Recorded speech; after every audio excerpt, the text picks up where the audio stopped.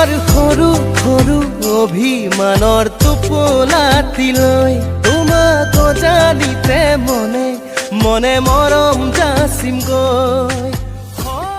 নমস্কাৰ বন্ধু বান্ধৱীসকল, মোৰ নাম চন্দন। মই আহি গ'লো আপোনালোকৰ মাজলৈ আকৌ এটা নতুন ভিডিঅ' লৈ। আজি আমি বনাম আৰম্ভণিত দেখা ষ্টেটাছটো। এই ষ্টেটাছটো বনাব হ'লে আপোনালোকক দুটা এপৰ প্ৰয়োজন হ'ব। প্ৰথমটো হ'ল এলাইট মোচন, দ্বিতীয়টো হ'ল কাইনমাষ্টাৰ, যাৰ লিংক মই ডিছক্ৰিপশ্যনত দি দিম। আপোনালোকে তাৰ পৰা ডাউনলোড কৰি লৈ ল'ব। লগতে কেইটামান মেটেৰিয়েলৰ প্ৰয়োজন হ'ব, সেইকেইটা আপোনালোকে ডাউনলোড কৰি লৈ ল'ব। এতিয়া আমি অন কৰিম এলাইট মোচন এপ। এপটো অ'পেন কৰোঁতে অকণমান সময় ল'ব।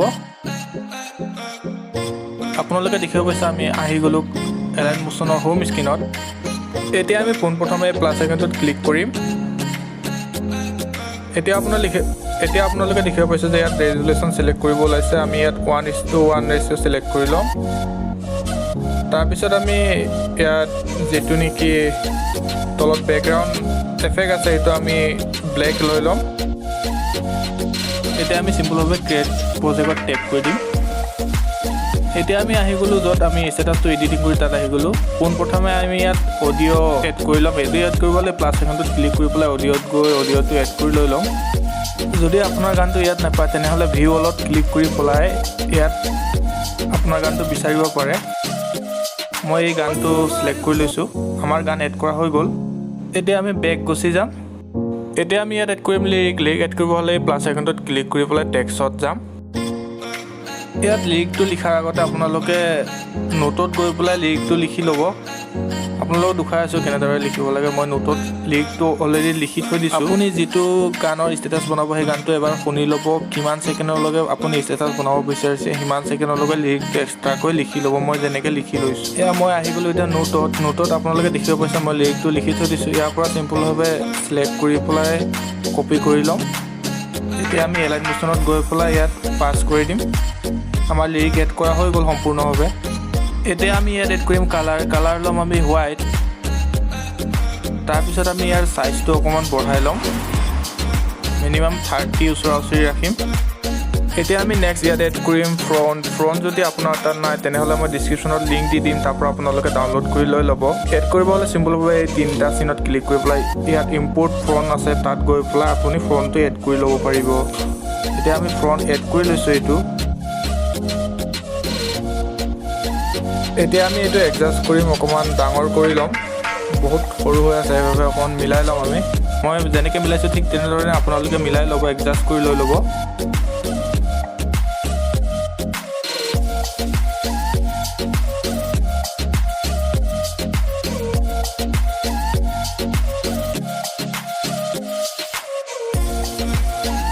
এতিয়া আমি কৰিম যিমানলৈকে ষ্টেটাছটো আছে, যিমানলৈকে গানটো আছে সিমানলৈকে ফ্ৰণ্টটো বঢ়াই ল'ম। মই যেনেধৰণে বঢ়াইছোঁ ঠিক তেনেধৰণে আপোনালোকেও বঢ়াই ল'ব।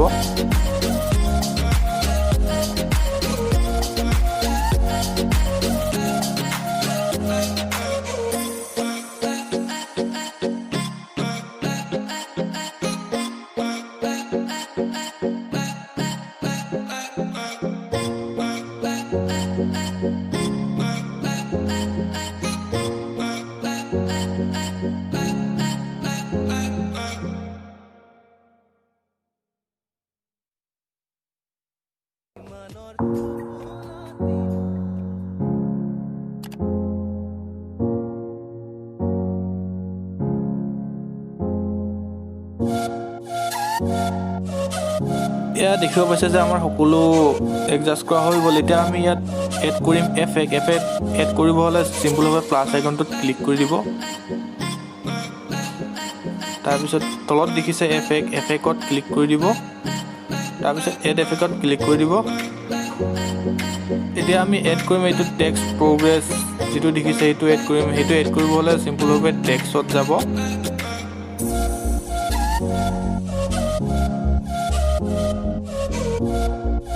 এতিয়া আপোনালোকে দেখিব পাইছে এইটো 2 নম্বৰত আছে টেক্সট প্ৰগ্ৰেছ। এতিয়া আমি এই নন যি লিখা আছে তাত ক্লিক কৰিম। তাত ক্লিক কৰি পেলাই টেক্সটৰ যিটো ইয়াত আছে ডিজাইন কিছুমান আছে, টেক্সটটো লিখা টাইমত কেনেধৰণৰ চাইজ দিব আপুনি, আমি এইটো চিলেক্ট কৰি লৈছোঁ। এতিয়া আপোনালোকে দেখিব পাইছে যে ওপৰত ষ্টাৰ্ট আৰু এণ্ড আছে। ষ্টাৰ্টটো 0 থাকিব দিব, এণ্ডটো 0 কৰি লৈ ল'ব। মই যেনেকৈ কৈছোঁ ঠিক তেনেধৰণে কৰি ল'ব। এতিয়া আমি এই প্লাছ আইকনটোত ক্লিক কৰি ল'ম এবাৰ। তাৰপিছত আমি এতিয়া গানটো শুনি ল'ম। প্ৰথম শাৰী গান কিমানলৈকে গাইছে সিমানলৈকে শুনি ল'ম। তাৰপিছত আমি যাই পেলাই এন যিটো আছে প্ৰথম শাৰী যিমানলৈকে আহে সিমানলৈকে বঢ়াই ল'ম। মই যেনেকৈ কৰিছোঁ ঠিক তেনেধৰণে কৰিব। আপোনালোকে ভালদৰে চাই লওক ভিডিঅ'টো। এতিয়া আমি এন যিটো আছে তাতে ডটটোত ক্লিক কৰি পেলাই অকণমান লাহে লাহে টানিম যিমানলৈকে গানটো আছে। ইয়াত আছে এতিয়া যিমানলৈকে আছে পুতলাটিলৈ সিমানলৈকে আছে। তাৰপিছত আমি ইয়াত দ্বিতীয় শাৰীৰ কাৰণে গানটো শুনিম, প্লে কৰি শুনিম।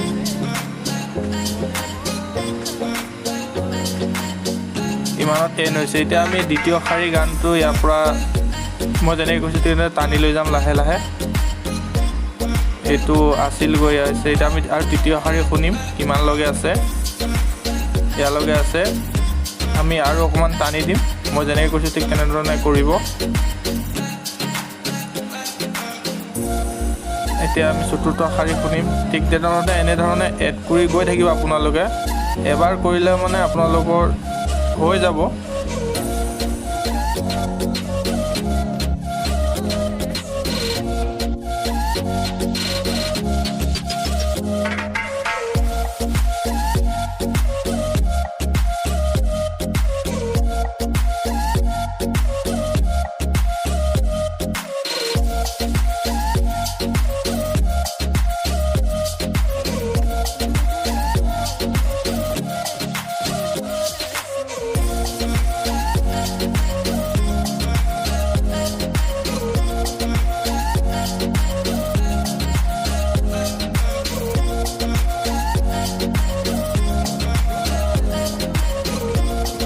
এতিয়া দেখিব পাইছে আমাৰ লাষ্টৰ শাৰী বাচি গৈছে। আমি এতিয়া লাষ্টত গৈ পেলাই চিম্পলভাৱে 100 কৰি দিম পূৰা। দেখিব পাইছে যে এতিয়া আমাৰ সম্পূৰ্ণ হৈ গ'ল। এতিয়া এবাৰ আপোনালোকক প্লে কৰি দেখুৱাইছোঁ কেনেধৰণৰ দেখিব।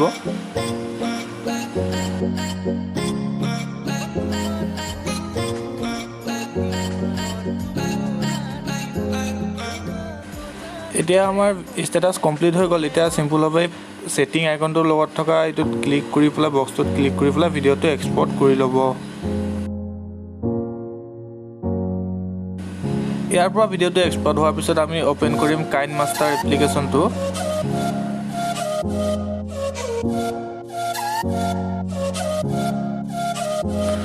আপোনালোকে দেখিব পাইছে যে এতিয়া আমি আহি গ'লোঁ কাইনমাষ্টাৰ হোম স্ক্ৰীনত। এতিয়া আমি চিম্পলভাৱে প্লাছ আইকনটোত ক্লিক কৰি পেলাই 9:16 ৰেচিঅ' চিলেক্ট কৰি ল'ম।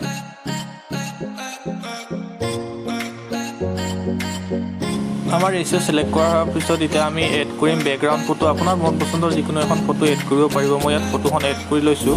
এতিয়া আমাৰ ফটো এড কৰা হৈ গ'ল। এতিয়া আমি কেঞ্চি আইকনৰ লগত বক্সটোত ক্লিক কৰি পেলাই ইকুৱেল চিনটোত ক্লিক কৰি পেলাই এনেধৰণে জুম কৰি ল'ম। মই যেনেকৈ কৈছোঁ ঠিক তেনেধৰণে কৰি ল'ব আপোনালোকেও।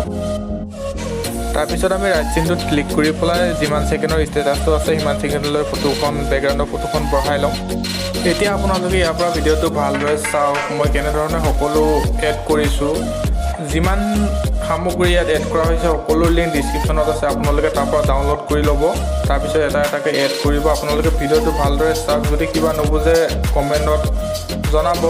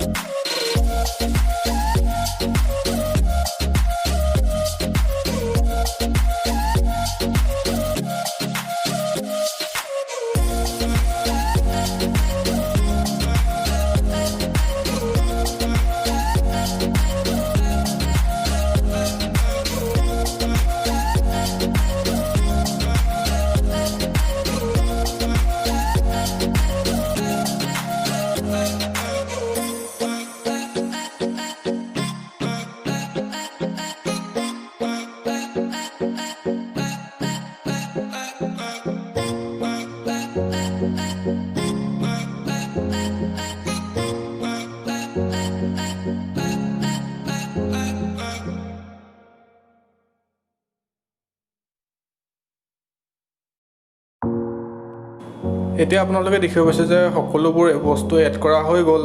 এতিয়া আমি চিম্পুলভাৱে ভিডিঅ'টো এক্সপৰ্ট কৰি ল'ম। ভিডিঅ'টো এক্সপৰ্ট কৰিব হ'লে চিম্পুলভাৱে এই চিম্বলটোত ক্লিক কৰি পেলাই ভিডিঅ'টো এক্সপৰ্ট কৰি ল'ব। আপোনালোকলৈ এটা সৰু অনুৰোধ আছে, যদি মোৰ ভিডিঅ' প্ৰথমবাৰৰ বাবে আপোনালোকে চাই আছে তেনেহ'লে অনুগ্ৰহ কৰি চেনেলটো ছাবস্ক্ৰাইব কৰিব নাপাহৰিব, কিয়নো মই এনেধৰণৰ ভিডিঅ' সদায় আপোনালোকৰ মাজলৈ লৈ আনি থাকোঁ। তেনেহ'লে বন্ধু বান্ধৱীসকল, এতিয়া সময় হৈছে বিদায় লোৱাৰ। লগ পাম আকৌ এটা নতুন ভিডিঅ'ত, তেতিয়ালৈকে বাই বাই, জয় আই অসম। তোমাৰ সৰু সৰু অভিমানৰ টোপোলাটিলৈ তোমাক জানিতে মনে মনে মৰম